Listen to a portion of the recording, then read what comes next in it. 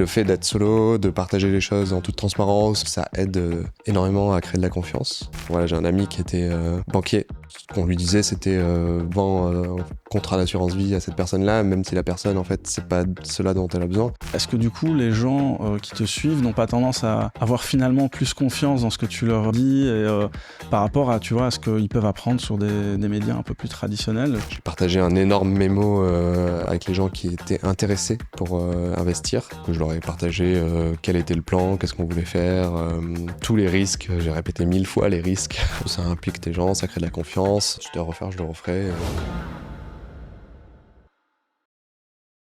Hello Johan, comment Salut. vas-tu? Très bien, et toi? Ça va super.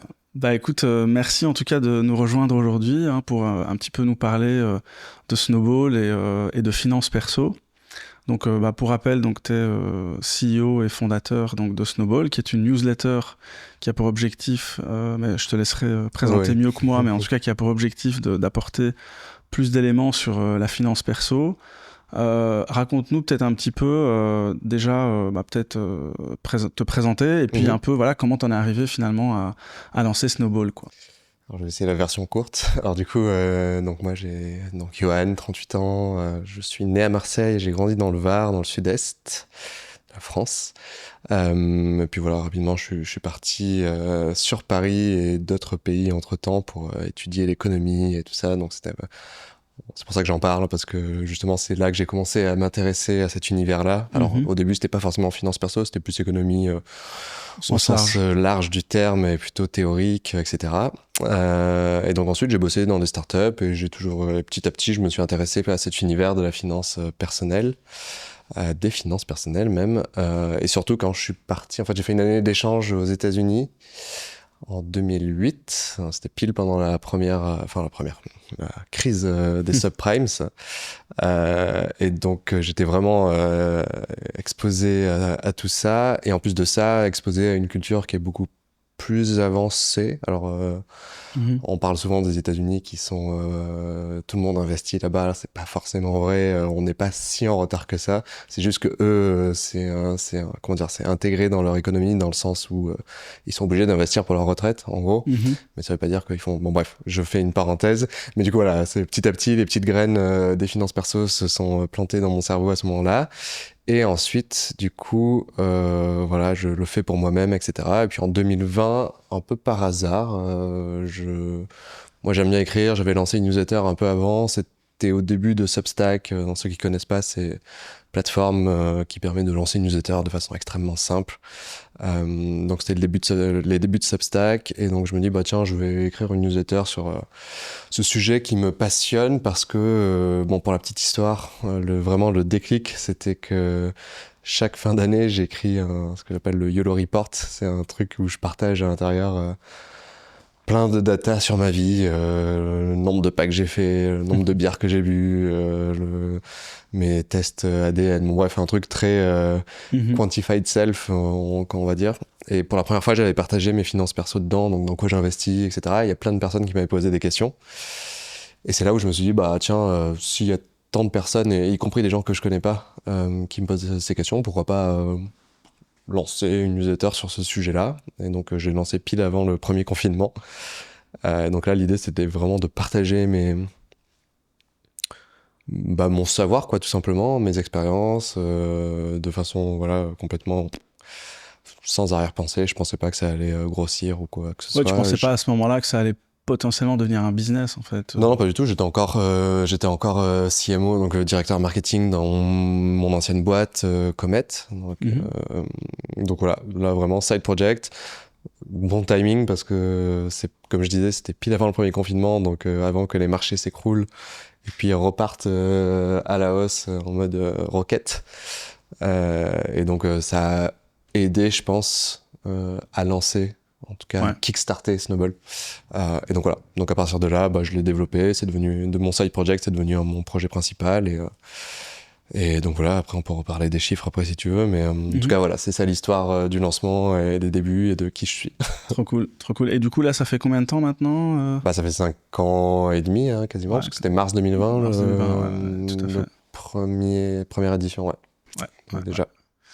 Et du coup, donc tu disais effectivement, avant ça, tu étais donc CMO chez Comet. Est-ce que là, déjà, tu avais quand même, parce qu'il y a quand même une dimension communautaire assez forte au sein de Snowball, et je pense qu'au préalable, tu avais commencé à poster aussi un petit Ouais. peu, il me semble, sur LinkedIn. Est-ce que là, ton expérience Comet t'a aidé aussi à te dire, tiens, c'est aussi un sujet qui pourrait, comme ça, attirer une communauté, ou parce que... Alors forcément, ouais, il n'y avait pas forcément un lien direct entre les deux, même si nous, Comet, c'était une place de marché qui met en relation des freelances Mhm. plutôt tech avec des grandes entreprises. Donc les freelances en général, c'est des mini-entreprises, donc c'est des gens pour qui l'argent c'est important dans le sens où il faut le Mhm. gérer, il y a plein de choses à faire, beaucoup d'admin, etc.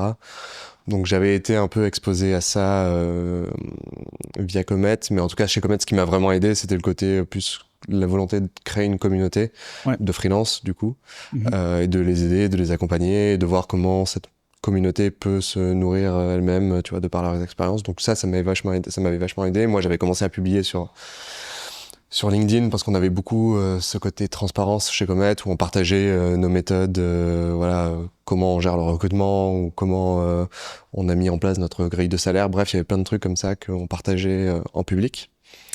Et donc ça aussi, c'est moi qui étais à l'origine de ça et j'ai continué à faire ça C'est ça, ouais. ensuite, T'étais déjà dans une démarche, en tout cas, de de créer une partage, communauté, de même si c'était créer, sur un autre ouais, sujet. d'éduquer, voilà.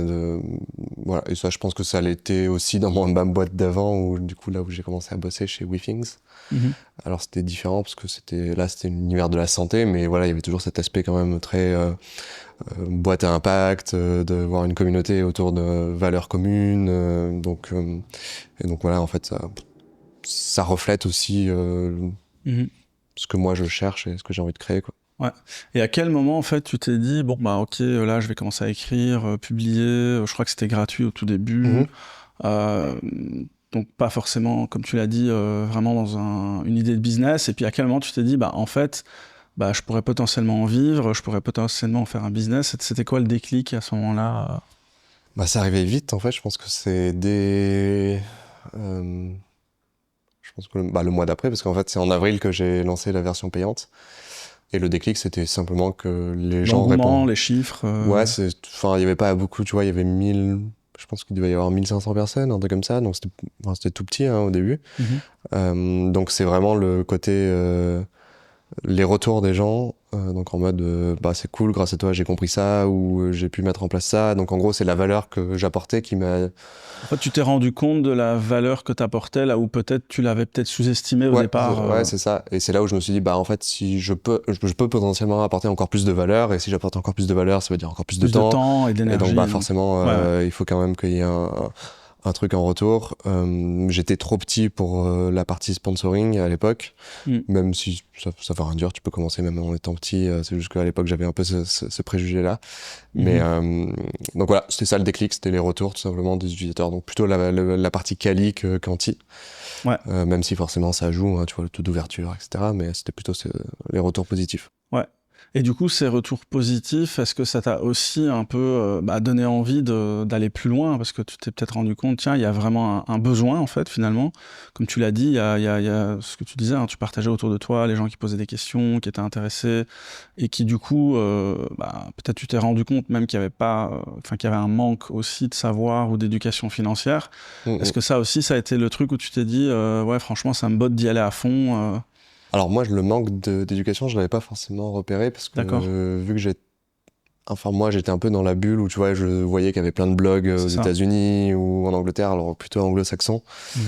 Et donc même avant de me lancer, tu vois, je me dis bon en fait ça sert à rien, il y a déjà plein de contenu qui est en Ouais, ligne, donc c'est pour ça aussi que j'ai commencé en mode sans espérer quoi que ce soit parce que je me dis bon il y a déjà plein de trucs, mais en fait c'est voilà l'engouement des gens et le fait que je vois que ça apporte de la valeur, bah ça, je me suis dit ok il y a vraiment un manque d'éducation du coup, mhm. plus que ce que je pensais.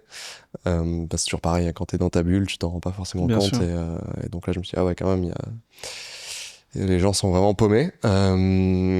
Et donc, ouais, ça, je m'en suis rendu compte après. Et c'est à partir de là où je me suis dit, bah, en fait, oui, il y a plein de trucs à faire, à la fois sur la partie pédagogie, donc la partie média, on va appeler, mais en plus de ça, même sur toute la partie outils, même produits financiers et tout ça. Donc rapidement, je me suis même dit, ok, qu'est-ce que j'ai envie de m'y consacrer à fond, mais qu'est-ce que j'ai envie de construire? Et tu vois, j'avais un peu trois solutions. La première, c'était je reste solo en mode comme beaucoup d'entrepreneurs, solopreneurs américains, tu vois, qui ont des grosses newsletters et qui restent avec, ils sont seuls, voire une petite équipe, mais vraiment plutôt la partie admin. Ça, c'était la première solution. La deuxième, c'était je fais un plus gros média et je développe ça avec une équipe, etc. Donc, je crée un truc un peu plus institutionnel. Et le troisième, c'était plus, j'ai la partie média et je vais plus vers la partie produit, donc de créer des outils pour aider les gens, et en plus de la partie média, donc c'est plutôt la troisième solution qui m'intéressait. Mhm. Donc rapidement, dès l'été 2020, je me suis dit, en fait, c'est ça que j'ai envie de construire. Alors j'ai pris mon temps pour créer la communauté et tout ça, mais j'étais pas pressé, parce que j'avais pas envie de lever des fonds, en tout cas pas à ce moment-là. Donc voilà, c'était rapidement, je me suis dit, ok, la partie média, elle est cruciale pour éduquer le marché et créer de la confiance, mais j'ai envie d'aller au-delà, donc j'ai envie de créer des outils pour accompagner encore plus les gens. Et est-ce que tu as, genre, je sais pas, une anecdote à partager de ce qui t'a vraiment fait comprendre qu'il y avait un vrai besoin, un vrai manque d'éducation, tu l'as dit? Est-ce qu'il y a vraiment des éléments qui t'ont frappé et qui t'ont montré, ok, en fait, c'est pas juste voilà, c'est pas juste un petit sujet, c'est vraiment un sujet qui touche beaucoup de monde. Et un parallèle à ça aussi, c'est, tu t'en parlais un petit peu et on va revenir dessus, c'est aussi le côté confiance. Parce que aujourd'hui, on le voit, enfin, j'imagine que tu as dû voir récemment, il y a eu un post de Hugo, tu vois, Hugo Décrypte, Oui. Hugo Travers, où il partage qu'en fait, il y a un certain nombre de gens qui finalement se disent plus en confiance d'écouter son contenu et de finalement être la source d'information Mhm. par rapport aux médias traditionnels. Et donc j'ai un peu l'impression qu'on pourrait presque faire un parallèle avec toi, de se dire, est-ce que du coup les gens qui te suivent n'ont pas tendance à avoir finalement plus confiance dans ce que tu leur dis et, par rapport à, tu vois, à ce qu'ils peuvent apprendre sur des médias un peu plus traditionnels. Ouais. Je pense que c'est quand même une question assez, assez profonde en fait. Hein, Ouais. Alors, ouais, pour commencer par l'anecdote, j'en ai pas forcément, enfin, Mhm. à part, tu vois, je me souviens, le tout premier article, du coup, que j'ai envoyé, c'était sur gérer son budget, où je partageais ma petite Google Sheet que j'avais fait maison, et du coup, je m'attendais pas du tout à ce que autant de personnes se l'approprient et l'utilisent. Donc, c'est pas forcément une anecdote, mais voilà, c'était un peu la première édition qui a fait que moi, je me suis dit, il y a un truc à faire, quoi. Et ensuite, du coup, la confiance, je pense que le fait d'être transparent, d'être solo, dans le sens, j'ai pas forcément, tu vois, comme certains médias, ils sont adossés à des, je sais pas si je prends n'importe quoi, les Échos, la Tribune, etc. T'as des, Il peut y avoir des petits conflits d'intérêts, ouais, des trucs voilà, comme ça. t'as du Bernard Arnault derrière ou des choses comme ça. Donc, voilà, il y a quand même un peu une suspicion, on va dire, du journalisme classique et encore plus avec les Trump et tout qui attaquent tous les médias. Donc ça y joue ça aussi un peu. Donc je pense que oui, le fait d'être solo, de partager les choses en toute transparence et en toute humilité, ça aide énormément à créer de la confiance. Et oui, je pense que les nouvelles générations, c'est un peu ce qu'ils cherchent aussi, d'avoir des personnes qui leur ressemblent, qui leur parlent de façon Ouais, il y a de ça aussi, c'est simple, se sans dire je me jargon. reconnais un peu dans cette personne-là, c'est Oui, c'est ça. C'est quelqu'un. pas, voilà, je suis pas Hmm. le millionnaire qui est devenu riche très rapidement. Donc, j'ai traversé les mêmes galères que eux et tout. Donc, ouais, ça y joue, je pense. Ouais. Ça aide, ouais. Et quand du coup tu es dans une réflexion, voilà, tu as passé ce cap-là, tu as compris qu'il y avait un truc, donc du coup tu te mets en mode ok, je dois créer du contenu, je dois un peu réfléchir à les thématiques que je veux citer. Du coup, j'imagine qu'il y a un moment où tu réfléchis aussi à ton approche, au ton, etc. Je trouve que tu as un ton qui est relativement accessible. Est-ce que ça, c'est vraiment, il y a vraiment une volonté derrière de, voilà, d'avoir ce niveau-là, tu vois, Ouais. de vraiment, parce que je pense que ça fait quand même une grande différence par rapport à justement les médias traditionnels qui ont un ton, un style qui est assez similaire, là où toi, tu parles de finance, donc tu parles d'un sujet qui est quand même, allez, a priori assez sérieux, assez carré, Ouais. mais tu le rends quand même très, voilà, vulgarisé, très simple, très sympathique, très Ouais. approchable. Oui, tout à fait. Je pense que alors tout à fait. Ça veut rien dire ce que je veux dire là, mais non, ce que je voulais dire, c'était, j'ai pas du tout réfléchi au ton. C'était juste ton style naturel, quoi. Ouais, c'est ça. Bah, souvent, c'est ce que je dis aux gens, tu vois, quand même des gens qui veulent parler sur les réseaux ou qui veulent s'exprimer, c'est en fait, plus tu restes naturel et plus ça clique avec ton audience, parce que bah Ouais. ils se rendent compte, ça se voit très vite hein, quand tu Ouais. essayes d'être trop corporate, comme on dit. Mhm. Euh, et donc c'est pour ça que quand j'ai écrit, c'était vraiment ma façon d'écrire, quoi, tout simplement. Euh, et donc ouais, il n'y a pas de volonté particulière sur ça. Après si, la volonté, là où c'était délibéré, c'était le côté, comme tu dis, vulgarisé. Donc tu vois, dès qu'il y a un acronyme, d'expliquer qu'est-ce que ça veut dire cet acronyme, tu vois, même encore maintenant, ça fait 5 ans, dès que j'écris la Fed, je mets la Banque centrale américaine. Tu vois, Ouais. j'essaye aussi à chaque fois de garder ça, parce que c'est pas parce que ça fait 5 ans que t'écris un truc qu'il n'y a pas des nouvelles personnes qui arrivent. Et donc, et même des fois, c'est bien de rappeler les trucs. Donc ouais, ça c'est volontaire. Donc voilà, il n'y a pas eu trop de recherche, ça s'est fait naturellement en fait, Mhm. en écrivant. Et du coup, on en parlait tout à l'heure sur le côté de la confiance, le fait voilà, de la transparence, ça fait en sorte que ben, les gens naturellement te font confiance. Est-ce qu'il y a un moment aussi où tu te dis, bon, ben, en fait, ça vient quand même avec une responsabilité parce que, bon, quelque part, ben, tu mets en avant certaines informations, enfin, nous, on est d'ailleurs un sponsor de ta newsletter, mais du coup, ben, tu as des sponsors, donc Mhm. indirectement, bah, je dirais que tu prends un peu parti aussi sur les différentes... Et donc ça, comment tu le vis? Comment tu arrives à gérer ça? Parce que bon... Et la façon dont je gère ça, bah, c'est assez simple, c'est de matraquer que tu peux pas connaître le futur, mais par contre voilà, tu peux essayer de faire en sorte que ça aille pour le mieux et de toujours prévoir un peu le scénario catastrophe. Donc voilà, à chaque fois, je dis bah oui, moi je fais des erreurs, vous allez faire des erreurs, on fait tous des erreurs. Ouais, Là, je pense que en soi, ça a pas l'air d'être une erreur, mais on sait jamais. Et ça, enfin voilà, tu vois, un truc, une anecdote. 2 semaines avant la chute de FTX, j'ai la personne qui gérait le marketing FTX France qui m'appelle et qui me dit bah on aimerait bien sponsoriser ta newsletter.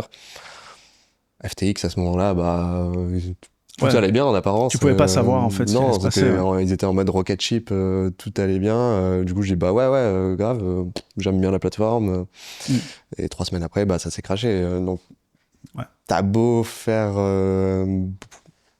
tout ce que tu veux, tu y arrives jamais. Donc j'essaye de.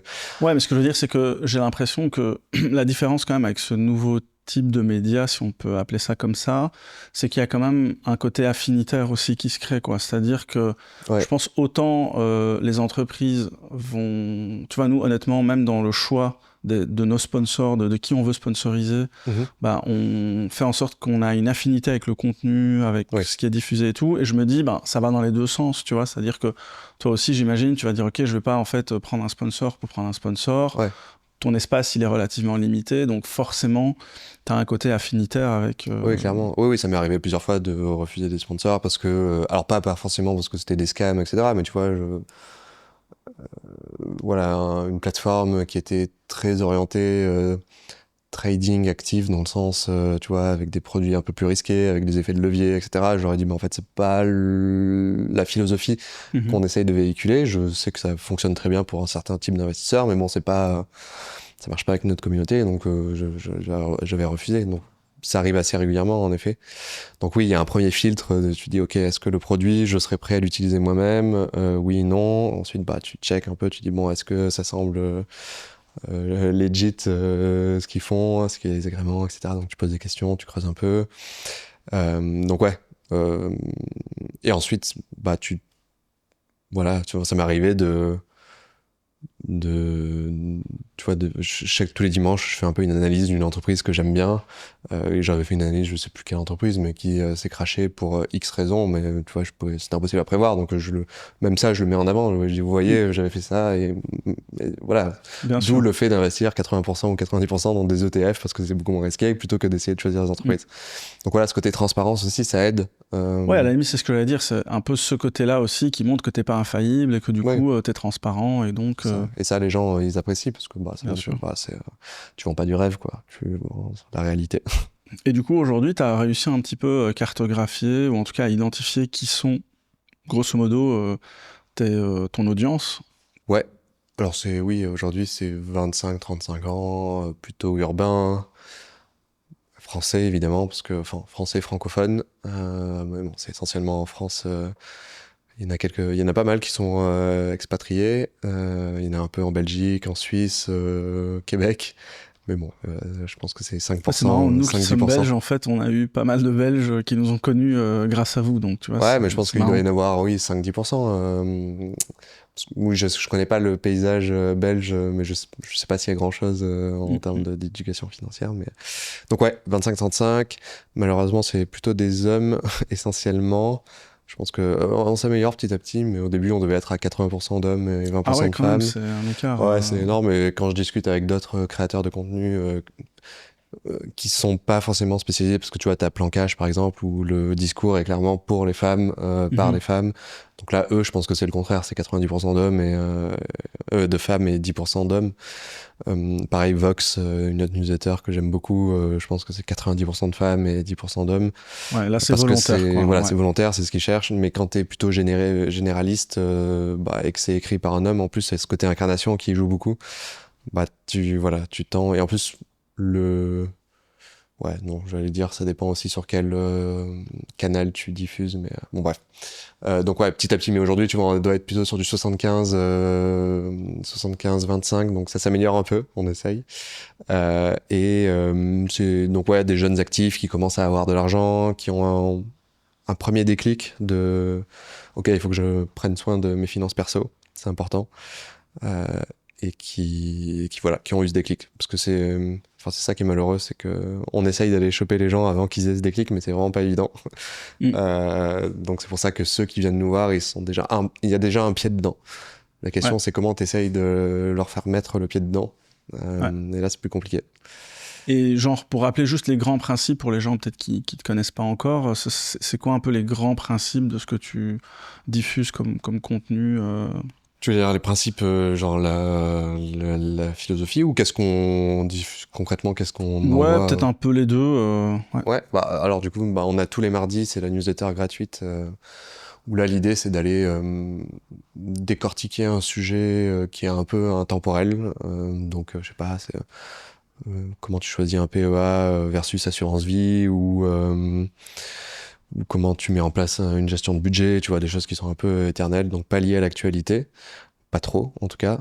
Ça peut m'arriver de rebondir sur un sujet d'actu. Tu vois, par exemple, on avait fait un truc sur la théorie des jeux, donc une théorie économique, quand il y avait eu les législatives en France. C'était quand? C'était l'année dernière? La dissolution de l'Assemblée. Je sais plus. Mais bon, c'était en 2024, si je ne me Ouais. trompe pas. Ouais. Donc voilà, on avait rebondi sur ce sujet donc voilà, là, l'idée, c'est un peu de vraiment faire de l'éducation sur des principes fondamentaux, on va dire. Et après, t'as la partie payante, où donc là, on est plus lié à l'actualité. Donc c'est, bah voilà, est-ce que ça a du sens aujourd'hui d'investir dans l'IA? Dans quelles entreprises sont plus ou moins intéressantes? Est-ce que les ETF défense, ça fait sens? Est-ce que il faut les vendre là parce que ça va bien monter? Voilà, des choses comme ça. Mhm. Et ça va jusqu'à comment bien gérer son argent dans le couple. Tu vois, il y a Margot qui est sexologue, qui a sa newsletter, donc Snowball Couple, où là, du coup, elle décrypte un peu tous ces sujets-là, un peu tabous de l'argent dans le couple, qui sont assez importants Mhm, c'est quand clair. on réfléchit. Euh, on a Maxime et Mathilde qui parlent d'investissement dans les Lego. Donc ouais, c'est très varié. Enfin vraiment, c'est tout le sujet de l'argent au sens large du terme. C'est pas Mhm. que investissement. Mhm. Pauline qui est sur la psychologie de l'argent. Bon bref, donc voilà, c'est essentiellement centré autour de newsletters, et la philosophie, bah, c'est très vision long terme, diversifié, de pas être trop exposé à tel ou tel actif, de pas prendre de risques inconsidérés. Voilà, assez. Et quand tu constates un peu, voilà, le marché n'est pas assez éduqué, ou en tout cas il faut apporter, voilà, c'est quoi en fait les gros sujets où tu te dis là il y a vraiment un gap important? Bonne question. Je pense que bah, c'est là où il y a un gap important, c'est les gens ne savent pas pourquoi investir souvent. Déjà, ouais. En fait, ils se disent enfin, à quoi ça sert, je Ouais, ou préfère alors dépenser mon t'as argent. l'impression qu'investir c'est pour les riches et qu'en fait Ouais, c'est ça, il ça y a te ça. concerne En pas. fait, oui, il y a ce côté, en fait, je comprends pas pourquoi. En fait, même ils le savent un peu inconsciemment, mais enfin, c'est pas tangible, tu vois. C'est un peu Mhm. comme c'est très similaire à la santé, hein. Tu sais que tu dois bien manger, que tu dois manger des légumes, mais l'impact, il est pas assez Immédiat. direct, Ouais. immédiat ou faire du sport, c'est un peu la même chose. Ouais, et la finance perso, c'est un peu ça aussi. C'est un Ouais, c'est long-term long, game, donc. c'est ça. Donc, t'as pas Mm. souvent, ils n'ont pas d'objectif très précis. Alors, il y en Mhm. a si, tu vois, c'est par exemple, si tu parles du mouvement FIRE, c'est je veux prendre ma retraite à 40 ans, ils savent exactement combien ils ont besoin d'économiser pour atteindre ce truc, donc combien investir. Voilà, là, c'est hyper clair, mais bon, on parle de 0,5% de la population, même pas. Mais par contre, la grande majorité, c'est, voilà, je sais pas trop. Donc, ce gap, il est à ce moment-là, enfin, pourquoi investir? À quoi ça sert? Et déjà, il y en a plein qui savent même pas ce que ça veut dire investir, tu vois. Pour beaucoup, le livret A, c'est investir.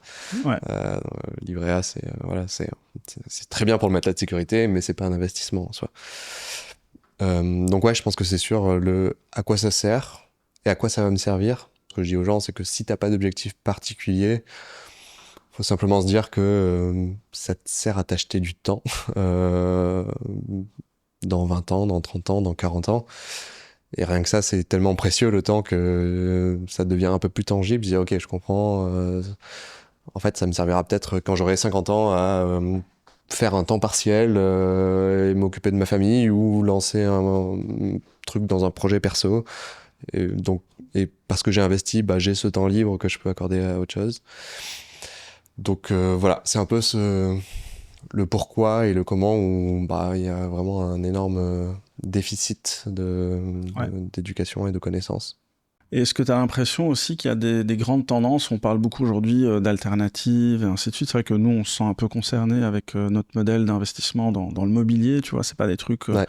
Voilà. Est-ce que tu as l'impression qu'aujourd'hui, il y a de plus en plus d'alternatives comme ça, qu'il y a de plus en plus de gens qui veulent quelque part investir dans des choses qu'ils comprennent, qui est moins abstrait que, je sais pas moi, bon, la bourse, c'est pas si abstrait que ça parce que tu as investi dans une entreprise, mais je veux dire, il y a quand même un certain niveau tu vois, est-ce que ça, c'est une tendance de fond que tu observes aussi Oui, oui, clairement, ouais, depuis allez, entre 5 et 10 ans, si je devais caricaturer un peu la période, mais l'avènement des investissements alternatifs, alors hors crypto, hors, etc., parce qu'on peut les mettre dans cette catégorie-là, enfin, ça dépend des Oui, gens. parce que même le private equity, j'ai vu qu'il y avait pas mal de gens qui incluaient ça Ouais, dans les enfin, les alternatives, définitions mais sont assez. ouais. Mais si on prend alternative dans le sens autre que financier, y compris hors matière première, c'est vrai que énormément de plateformes qui ont vu le jour sur investir dans des tableaux. Alors c'était Masterworks au début, maintenant t'as Matisse en France. D'investir dans des sneakers, investissements fractionnés dans des sneakers ou dans des tableaux ou dans des cartes de Pokémon, vous avec le mobilier. Donc ouais, il y a eu vraiment une explosion de ça. Je sais pas exactement pourquoi. Je pense qu'il y a plusieurs choses. Il y a l'aspect technologique qui a quand même bien aidé. Tu vois, je pense que avant Internet, tokeniser, oui, on va dire fractionner un tableau, c'était peut-être plus compliqué. Mhm. Je pense que ça a joué, donc l'aspect technologie. Et après, je pense qu'aussi le côté ouais, je pense que le côté réseaux sociaux a quand même pas mal aidé à ça, parce que du coup, c'est des sujets qui sont beaucoup plus pop dans le sens populaire, tu vois, le côté sneakers, cartes de baseball aux États-Unis, etc. Bah, les gens en parlent plus facilement sur les réseaux que la bourse, même si ça change aujourd'hui, on parle plus de la bourse sur les réseaux, mais je pense que ça a aidé à développer ces investissements alternatifs. Et oui, à un côté, les nouvelles générations veulent investir dans des trucs qui leur parlent. Mhm. Et d'ailleurs, c'est ce que je dis souvent aux gens. Hein. Je dis, en fait, on s'en fout un peu de par quoi tu commences. L'important, c'est de commencer. Tu vois, moi, j'ai commencé. Mes premiers investissements, c'était acheter des actions Apple. Tu vois, c'est pas du tout le conseil qu'on donnerait à quelqu'un qui se lance. On va plutôt lui dire investis dans des ETF. En fait, on s'en Ouais, fout un peu dans quoi tu commences. Si t'as envie de commencer par du Bitcoin, bah très bien. Si ça te parle, c'est bien de commencer. Et petit à petit, bah, une fois que tu as mis le doigt dedans, bah, tu vas te diversifier, tu comprends comment ça marche, etc. Tu vois, j'ai le neveu d'une amie qui avait voilà, 15-16 ans, il a commencé par acheter des sneakers et les revendre en 2020, 2021, etc. Et c'est cool. C'est pas un conseil qu'un CGP, un conseiller en gestion de patrimoine te donnerait, mais grâce à ça, il a commencé et puis maintenant il investit en bourse, il achète des ETF. Donc voilà, je pense que oui, il y a un côté alignement avec les valeurs, le côté pop qui fonctionne bien, et le côté un peu plus tangible, comme tu disais, clairement, ça parle plus, quoi. C'est un truc que tu Ouais. peux toucher. Ouais, tu peux toucher des produits Apple. Ça fonctionne aussi, comme tu disais, la bourse, mais un peu moins peut-être. Et donc, tu penses que du coup, il va y avoir de plus en plus de ce genre d'investissement alternatif, comme tu l'as dit, notamment de par la technologie, mais peut-être aussi de par le fait qu'on se rend compte aujourd'hui que ça fonctionne. Tu vois, moi, je discute parfois avec des gens, je leur explique notre modèle sur le mobilier, et les gens ils disent ah mais en fait, j'aurais jamais pensé à ça, et ainsi de suite. Et du coup, j'ai l'impression que ça donne quand même des idées. Donc, on peut s'attendre à ce que en fait, il y ait de plus en plus d'alternatives comme ça Ouais. qui émergent. Oui, oui, je pense que après il y a alternatif et alternatif. Je pense il y a des effets de mode aussi. Tu vois, si on parle de, alors oui, le mobilier c'est un peu éternel, il y en aura toujours besoin. Oui, mais tout le monde parlait du télétravail, etc. Mais on voit que c'est pas tant que ça finalement. Ça revient un peu en arrière. Mais après t'as si je prends, si je reprends les sneakers, tu vois, il y a eu un énorme boom des sneakers post-Covid entre 2020 et 2023. Si, je suis pas un expert, donc c'est dans ces eaux-là. Mhm. Et puis là, c'est retombé. Donc je pense qu'il va Ouais, y avoir t'as un des peu des petits effets de modes. mode. T'as Ouais. des effets de mode. C'est pareil, les montres, tu vois, il y a eu un. Oui, je pense que les montres de luxe, il y aura toujours un marché pour ça, mais voilà, il y a eu un énorme boom pendant le Covid et puis c'est retombé. Donc, je pense que voilà, il y a des effets de mode aussi. Il faut faire attention à ça et c'est normal. Mhm. Et qu'il y a d'autres sujets où c'est beaucoup plus, comment dire, ancré dans l'économie, comme Ouais. le mobilier. L'immobilier, il y a beaucoup d'investissements fractionnés en immobilier aussi. Alors, il y a eu des scandales dans ces trucs-là. Donc, il y a des bons trucs et des moins bons, mais je pense que les gens qui le font sérieusement, ça peut bien marcher. Et oui, en effet, je pense qu'il peut y avoir plein de choses Ouais. qui peuvent être des investissements en soi. Et quels sont, toi, pour toi, les avantages, justement, si tu devais un petit peu... j'ai l'impression, dans ton discours, que tu es quand même assez positif sur ces évolutions. Mhm. C'est quoi, pour toi, les points positifs, justement, de ces alternatives Bah, les points positifs, c'est déjà je pense que c'est comme un peu décorrélé des marchés ou bien décorrélé des marchés. Alors si on rentre dans une récession, oui, il y aura un impact forcément, mais tu vois, mais moins directes, moins quoi. direct que sur des marchés boursiers ou autres. Donc ça, je pense que c'est le premier truc. Et l'autre, bah, c'est un peu l'impact que tu peux avoir et choisir d'avoir.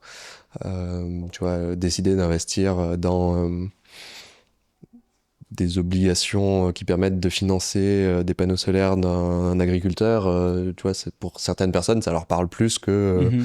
d'acheter des actions LVMH, Ouais, il y a n'importe aussi quoi. cet Ouais, effet de volonté de proximité, ouais, c'est ça. Et donc oui, je pense qu'il y a ces deux avantages-là principaux, donc ce côté décorrélé des marchés qui est intéressant pour les investisseurs, donc diversifier ton portefeuille, investir dans les trucs qui te parlent, avoir un impact un peu plus direct.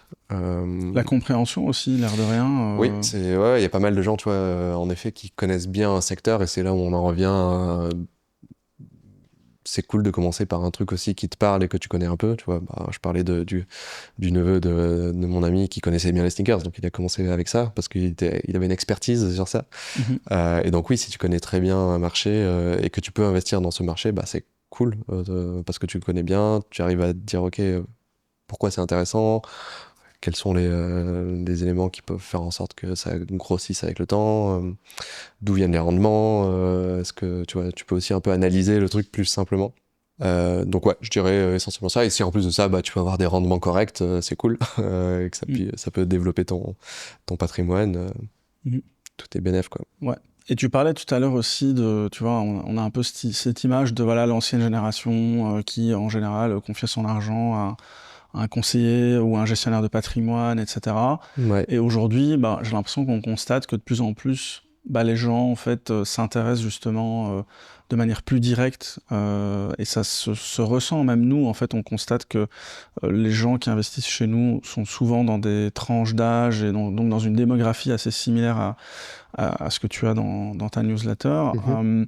Mais du coup, ça nous indique quand même que les jeunes générations sont beaucoup plus impliquées et donc on part un peu de cette idée de se dire ok je confie juste mon argent et je me laisse conseiller mais au Ouais. contraire je m'intéresse à des choses et j'essaie d'explorer un petit peu des nouvelles tendances, des choses comme ça quoi.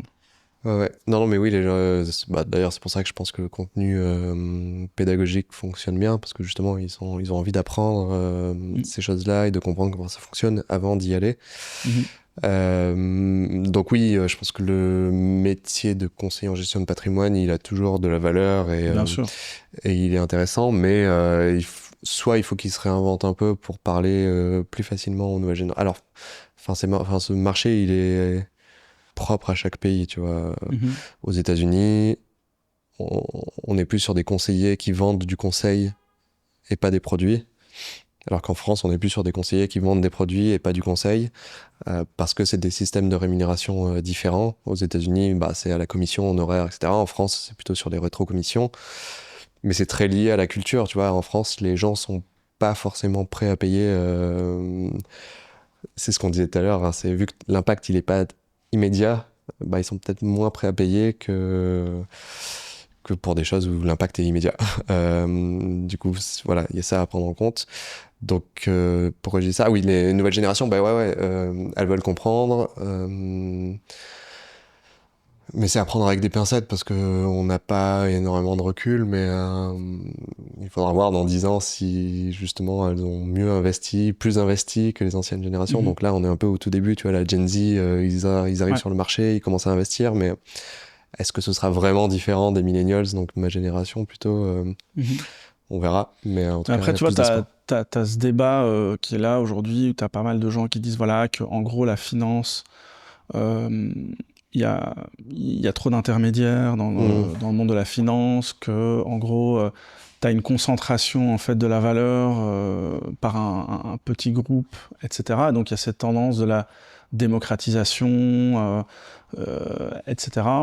Est-ce que ça, c'est quelque chose que tu vois arriver et où tu te dis, bah, en fait, c'est un peu ce phénomène-là qui va faire que on va un petit peu désintermédier de plus en plus. Oui, oui, je pense qu'il y a il y a clairement un aspect bénéfique à toute cette émergence des nouveaux acteurs qui essayent de casser, un- on va dire, oui, un Certains monopole monopoles, ouais. ouais, des banques, parce que jusqu'à présent, enfin, nos parents, etc., c'était, t'investissais Majoritairement. via la banque, quoi, ou Mhm. l'assurance, parce que, voilà, les assurances vie, tout ça, c'était plutôt côté assureur. Mhm. Alors, je pense que enfin, il y a une raison que ces banques captent la valeur, c'est que bah voilà, en fait, c'est la colonne vertébrale du système financier, donc c'est normal qu'ils captent une valeur parce que c'est des grosses infrastructures, ça demande beaucoup comment dire, de dépenses qui sont importantes, donc voilà, il faut pas taper sur les banques non plus. Mais par contre, oui, si tu prends la partie alignement des intérêts entre le secteur bancaire et les clients des banques, bah, c'est là où ça devient un peu plus compliqué, dans le sens où souvent on va essayer de te vendre des produits qui sont pas forcément voilà, les plus intéressants pour toi. Si je prends un exemple concret proche de moi, j'ai un ami qui était banquier, qui s'est reconverti et qui devient infirmier, qui me disait que bah voilà, lui, ce qu'on lui disait, c'était bah, vends un contrat d'assurance vie à cette personne-là, même si la personne, en fait, c'est pas cela dont elle a besoin.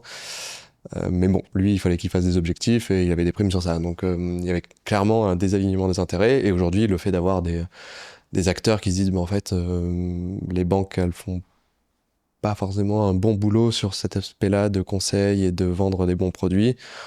Est-ce que nous, on pourrait pas faire, enfin, on pourrait pas faire mieux, quoi, tout simplement.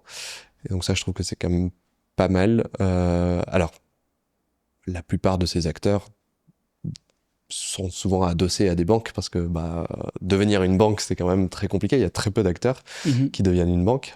Tu vois, même un Revolut qui est gigantesque, Il aura fallu beaucoup de il temps. a fallu beaucoup de temps avant d'avoir des licences bancaires. Donc voilà, tu fais pas ça du jour au lendemain. Donc souvent, ils sont adossés, mais pour vendre des meilleurs produits. Donc ouais, je pense que c'est cool. Et après, il y a parfois plus de risques avec ces nouveaux acteurs parce que du coup c'est Ouais, c'est souvent moins contrôlé, moins c'est régulé moins contrôlé, moins aussi. régulier. C'est parfois des expériences dans le sens où tu lances des produits un peu innovants mais tu sais pas si ça va fonctionner. Enfin je sais pas, il peut se passer plein de choses d'un point de vue macroéconomique qui font que tu t'écroules.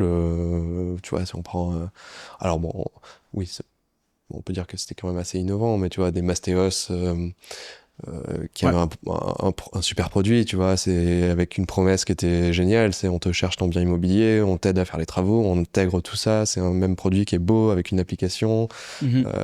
mais sauf que voilà, ils se prennent une explosion des taux d'intérêt avec une grosse levée de fonds, en fait, Ouais, c'est ça compliqué, change toute la dynamique, ça tu change pouvais pas prévoir, tous les donc fondamentaux en fait ouais, c'est ça. du business, Donc quoi. oui, il peut y avoir un peu plus de risques, même si souvent les investisseurs sont quand même protégés, même en cas de faillite ou tout ça, quoi. Donc ouais, non, je pense que c'est une bonne chose et c'est cool. On voit de plus en plus de nouvelles banques, tu vois, aux États-Unis, avec la Circle. Bon, on va pas rentrer dans les détails, mais un émetteur de stablecoin en dollars qui cherche une licence bancaire pour lancer des produits un peu plus innovants. On parlait de Revolut en Europe, Conto, là, pareil en Europe, qui a déposé le dossier pour avoir sa licence bancaire. Donc il y a pas même de nouveaux acteurs qui essayent de réinventer ça en prenant la route très safe d'être agrémenté à fond. Donc ouais, je trouve ça intéressant Mm. et encore plus sur les actifs alternatifs quand tu essayes de créer des produits financiers adossés à des trucs qui n'existaient pas avant. Euh, alors il y a plein d'exemples, vous en êtes un avec le mobilier, mais je sais plus si c'était à la mode, c'est passé de mode, mais pendant l'explosion des cryptos 2020-2021, c'était le côté de tokeniser comment dire, des personnes, quoi, le talent de certaines personnes, un peu comme si tu pouvais investir dans un sportif, tu vois, très tôt. Mhm. Et donc, tu vas acheter des actions du sportif pour parier sur son succès. Et donc, bon, ça a pas forcément bien marché, mais c'était hyper intéressant comme modèle. Là, dans la musique, maintenant, donc des acteurs qui Ouais. te permettent d'investir dans des royalties.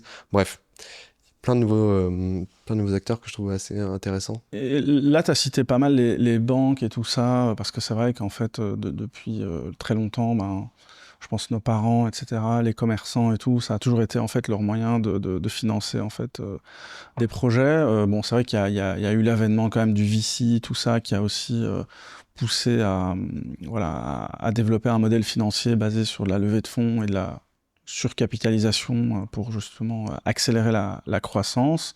Ouais. Est-ce que là, par exemple, et d'ailleurs, tu as un exemple, on pourra y revenir, d'avoir fait une levée de fonds avec ta communauté pour ta boîte, Mhm. euh, est-ce qu'on pourrait considérer que finalement, le fait que tu aies des gens qui investissent directement dans ton projet sans forcément passer par un fonds, où Ouais. le fonds va peut-être avoir voilà, une mécanique financière très pragmatique, orientée sur le résultat et ainsi de suite, Mhm. là où tu vas peut-être avoir donc quelqu'un, un individu qui va investir dans ton projet, pas que pour l'aspect rendement, mais aussi parce qu'il va créer un certain lien avec ton projet, une affinité, il va croire dans ta mission.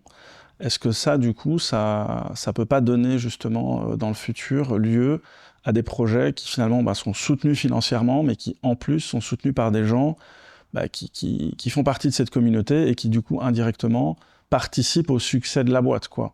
Et Ouais. donc je dirais que ça pourrait être aussi une conséquence positive un petit peu de cette désintermédiation. On en parlait tout à l'heure avec le crowdfunding, donc c'est pour ça que Mhm. ce sujet, voilà. Et après, bon, tu pourrais enchaîner aussi sur justement le fait que toi-même, tu as fait appel à ta communauté pour Ouais. lever des fonds. Ouais, alors ouais, je pense pas que ce soit. Je pense que c'est quand même plus nuancé. Je, je pense qu'il y a des modèles euh, comment dire, des modèles de business, de start-up qui sont de moins en moins vrais avec l'IA, enfin l'intelligence artificielle, les gens qui recherchent beaucoup plus la rentabilité que la croissance. Mais pendant longtemps, il fallait vraiment des sommes assez gigantesques Ouais, pour te c'est-à-dire lancer. qu'aujourd'hui, on voit qu'il y a un peu comment dire, que même ce milieu du VC où en effet on misait que sur de la croissance au Mm. détriment parfois de la rentabilité et Ouais, d'une certaine logique finalement fondamentale du business, aujourd'hui on revient à un truc un peu plus un peu raisonné, plus sain, ouais. sauf dans certains secteurs, hein, Oui, oui, c'est évidemment. ça. Donc oui, je pense que les fonds d'investissement sont nécessaires parce que c'est des agrégateurs et il faut Mhm, que un peu comme une banque, rassemblent les fonds. Et mhm. tu vois, je vois mal OpenAI lever 10 milliards avec juste des particuliers. Qui sait, hein? Je pense qu'aujourd'hui, Je potentiellement, pense qu'avec aujourd'hui, la oui. taille de la communauté, Aujourd'hui, je si pense que demain ils oui, nous mais envoient tous un petit email en disant mettez, ouais. C'est ça. je sais Alors, si vous pas, recevez ce mail, c'est un scam, mais, oui, oui, non, mais clairement, aujourd'hui, à l'étape non mais actuelle. t'as raison, il y a un Mais côté au voilà, de début, tu pouvais pas, facilité, quoi. ouais. Mm, C'est sûr. Donc, ces fonds d'investissement, ils travaillent avec des milliardaires, avec des millionnaires, bien enfin, sûr. tout ça, ils les agrègent. Donc, je pense qu'ils ont, donc c'est nécessaire. Par contre, il y a plein d'autres business où t'as pas forcément besoin de 1 milliard d'euros dès le début, ou de Bien 10 sûr. millions, etc. Bah, d'ailleurs, en vrai, c'est un peu ce qui se passe dans l'univers des startups, tu vois. Quand t'es au tout début, ce qu'on appelle la love money, c'est ta famille, tes amis qui mettent 5 000 euros, 10 000 euros. Donc en général, cet amorçage, il est déjà un peu communautaire, Tout à fait. mais c'est la communauté très très Très proche. restreinte, ouais. Donc si tu peux élargir ça, c'est intéressant, je trouve, parce que bah, du coup, on en revient à moi, pourquoi j'ai décidé de faire ça. Alors il y a plusieurs choses. Si tu es sur un business où ta communauté est importante, bah, je pense que ça a clairement du sens, parce que bah, comme tu dis, ça les implique. Euh, voilà, il y a un attachement qui est beaucoup plus proche avec ton projet. Et ils peuvent t'aider. Tu vois, enfin, juste l'exemple, je prenais un exemple, mais tu vois, nous, on a une autre newsletter où du coup, je partage les coulisses, donc, ça s'appelle Mhm. Behind the Curtain. Donc là, il y avait les 400 investisseurs. Au début, c'était pour les 400 investisseurs, mais finalement, je l'ai ouvert à tout le monde, donc il y a 15 000 personnes là, à peu près. Et souvent, on partage où on en est, etc. Et ça permet de créer des opportunités. Par exemple, là, dernièrement, j'exprimais le fait qu'on cherchait à rentrer dans le monde de l'éducation pour vendre des écoles de commerce, des licences Snowball. Parce que bah, voilà, les étudiants, quand même, sont quand même enfin, assez peu armés pour rentrer sur le monde du travail avec des connaissances assez opérationnels sur la partie finance, donc ils connaissent la compta, etc. Mais finance perso, pas trop, ils savent Mhm. pas trop comment ça marche, donc ça fait sens de vendre à ça. Et donc là, bah, il y avait un gars qui était un investisseur Snowball, qui m'a dit que lui était sales spécialisé dans le monde de l'éducation. Et donc voilà, on a discuté, et donc instantanément, vu que c'est un investisseur, je me dis qu'il a des intérêts alignés, donc il va pas chercher à me vendre un truc qui serait pas dans le plus grand intérêt de Snowball. Donc voilà, forcément ça crée tout ça. Et en plus de ça, bah voilà, moi je voulais pas passer par des fonds d'investissement parce que je voulais garder cette indépendance. J'avais pas envie d'avoir de fonds sur le dos, d'avoir un board, tout Mhm. ça. Enfin voilà, je rappelle, j'étais encore solo quand j'ai fait cette levée de fonds. Euh, et donc j'avais pas envie. En fait, on avait déjà discuté avec des fonds. En fait, j'ai pas raconté ça, mais au tout début de Snowball, donc en juin 2020. J'avais failli m'associer avec Anto, qui était une des premières employées de Conto, justement, Mhm. qui avait quitté Conto et qui aimait bien cet univers des finances perso. Et on avait failli s'associer, on avait commencé à discuter avec des fonds d'investissement. Et en fait, on s'était lancé dans un truc pour aller dans une forme de croissance rapide. Bon, ça s'est pas fait parce qu'elle, elle s'est rendue compte que c'était plus la partie B2B qui l'intéressait. Enfin, et du coup, là, on était sur du B2C, donc de consommateur versus entreprise. Et c'est là où je me suis dit, mais en fait, j'ai pas forcément envie de lever des fonds. J'ai réfléchi, tu vois, un peu à tout ça. Je me suis dit, ah non, c'est pas. J'ai pas envie d'être en mode bulldozer, lever des fonds. Je préfère faire une croissance doucement et je verrai au fil du temps Mhm. comment ça avance. Et donc, c'est pour ça que j'ai attendu 3 ans, enfin 2 ans et demi pour lever des fonds. Et avec pour objectif d'aller justement au-delà du média, de construire des outils, de créer une équipe, etc., etc. Donc là, voilà, j'ai partagé un énorme mémo à toute la base, enfin, avec les gens qui étaient intéressés pour investir. Et, euh, et voilà, donc je leur ai partagé quel était le plan, qu'est-ce qu'on voulait faire, tous les risques. J'ai répété 1000 fois les risques, parce que bah oui, quand tu investis dans une startup, bah Ouais. t'as 95% de chances que ça échoue, tu sais pas comment ça va évoluer, donc forcément il y a des risques. Euh, et donc voilà, donc on a fait cette levée de fonds. Je sais pas si on va en refaire une avec la communauté ou pas, ou peut-être. Enfin voilà, je suis pas du tout fermé avec les fonds d'investissement aussi. Je pense qu'il y a des avantages et des inconvénients, comme on disait tout à l'heure, hein, ça dépend qu'est-ce que tu veux faire. Est-ce que tu as besoin de 100 millions ou est-ce que tu as besoin d'un million, est-ce que tu cherches la rentabilité ou la croissance absolue? Donc, à voir. Trop cool.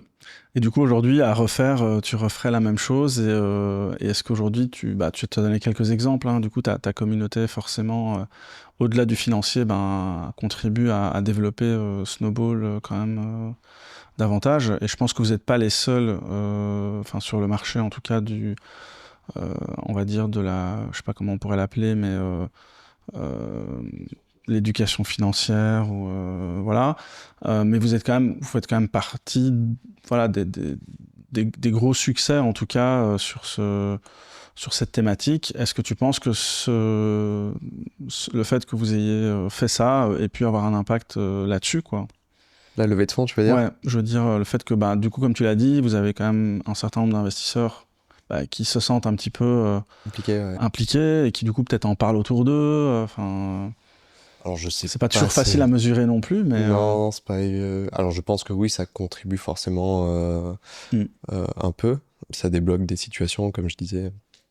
Même, tu vois, notre truc, pendant un moment, on avait un compte bloqué Facebook, enfin Meta. Et c'est un enfer parce que Meta, tu peux pas accéder au support, c'est très compliqué. Donc j'en avais parlé dans la newsletter et il y avait un gars qui avait investi aussi, qui travaillait chez Meta et du coup j'avais pu avoir accès grâce à ça. Donc oui, ça aide, mais de façon un peu invisible parfois ou visible d'autres. Ouais, Euh, je pense pas que c'est ça qui a fait le succès, mais en tout cas si c'était à refaire, je ça le y referais contribue un petit peu. parce que ça t'évite d'avoir un fond sur le dos, ça implique tes gens, ça crée de la confiance, c'est un système qui est un peu un peu original, donc qui Mhm. te démarque un peu. Et pour nous, tout était aligné parce que ça joue au côté transparence. Enfin, tu vois, ce côté de créer la newsletter pour les investisseurs qui est ouverte à tout le monde. Bah voilà, et ça crée de la confiance. C'est un sujet qui est hyper important dans l'univers des finances. C'est des gens, donc vu que c'était dans le secteur de la finance, que c'était pour investir, donc tu vois, on est encore sur le même Ouais, sujet. Donc ouais, tout était aligné pour que aligné, ça ouais. fonctionne bien. Mm. Donc ouais, si c'était à refaire, je le referai. Peut-être qu'on le refera Mm. si un jour on a besoin de relever des fonds. Mhm. À voir. Bah, nous, en tout cas, on a fait la même chose, hein, grosso modo. On a Ouais. aussi levé des fonds en direct auprès de notre communauté pour du capital, Mm. indépendamment de notre plateforme d'investissement. Ouais. Et clairement, on l'a fait pour les mêmes raisons. Et aujourd'hui, on constate clairement qu'il y a, voilà, il y a un vrai intérêt de la communauté, il y a un vrai investissement au-delà de l'argent de la communauté. Donc pour nous, Ouais. c'est extrêmement vertueux, quoi. Clairement, ouais. Trop cool. Bah écoute, je pense qu'on arrive tout doucement à la fin. Du coup, j'ai une dernière question à te poser, voir un peu, bah voilà, en fait, c'est quoi un peu l'avenir aujourd'hui de Snowball? C'est quoi un peu ta vision Alors, l'avenir de Snowball, bah, il y a plusieurs choses. Déjà, la partie média qu'on va continuer à développer. Là, certainement, sur le gros chantier des prochains mois, semaines, c'est plutôt de diversifier les canaux parce que la newsletter, c'est cool, mais ça permet pas de toucher toutes les personnes parce que tout le monde n'a pas le temps de lire une newsletter de 15 minutes ou 20 minutes. Voilà, il y a une partie de la population qui est sur du contenu beaucoup plus court, ou vidéo, ou Ouais, audio. Donc voilà, on va aller vous avez sur ça. diversifié un peu les... Ouais, sur la partie média, ça. Et après, sur la partie... parce que, bon, on va dire qu'il y a une partie média et une partie plus fintech, si on devait caricaturer un peu, mais... Enfin, pas caricaturer, mais simplifier. Et donc là, l'idée, c'est de se dire, OK, comment on peut créer des outils qui ont de la valeur pour nos abonnés ou futurs abonnés. Et là, le premier truc qu'on a vraiment identifié où les gens sont perdus, c'est que même s'ils ont plein de contenu à disposition, que ce soit Snowball ou en dehors de Snowball, ils sont quand même perdus parce que c'est cool de savoir quel est l'avantage d'un PEA versus une assurance vie, quels sont les ETF intéressants, mais t'es quand même perdu. Tu sais pas par quoi commencer, donc t'es paumé. Et donc là, l'idée, c'est de construire un outil pour les accompagner à cette partie audit, mise en place du plan d'action. En tout cas, pour les situations les plus simples, tu vois, on va pas aller sur les entrepreneurs qui doivent avoir 4 holdings, etc. Là, c'est un peu plus compliqué, mais voir comment on peut automatiser un peu tout ça, tout en gardant une couche humaine. Et en plus, et après, ça va être de créer des outils pour les accompagner encore plus sur, je sais pas, là, les limites sont infinies. Ça peut être gérer ton budget, à la Finari, peut-être agréger tes investissements, même si là, on est sur un profil un peu plus avancé et c'est pas forcément notre cible. Tu vois, si aujourd'hui tu prends un Finari, c'est que t'es quand même, c'est que t'as plusieurs comptes dans tous les sens, donc t'es quand même un peu engagé. Nous, on cherche plutôt ceux qui sont pas engagés dans cet univers-là. Et demain, moi, ce qui me ferait kiffer, c'est d'intégrer directement des produits financiers dans la plateforme, quoi. Donc peut-être que demain, tu pourras ouvrir une assurance vie Snowball ou peut-être que vous serez partenaire pour investir via la plateforme Snowball dans des meubles. Voilà, là, on a envie d'aller dans cette direction-là. Et le même média sera toujours là, évidemment, pour éduquer, notoriété, tout ça, quoi. Donc c'est un peu la direction qu'on essaye de prendre. Bah écoute, trop cool. En tout cas, on a hâte de voir les prochaines avancées.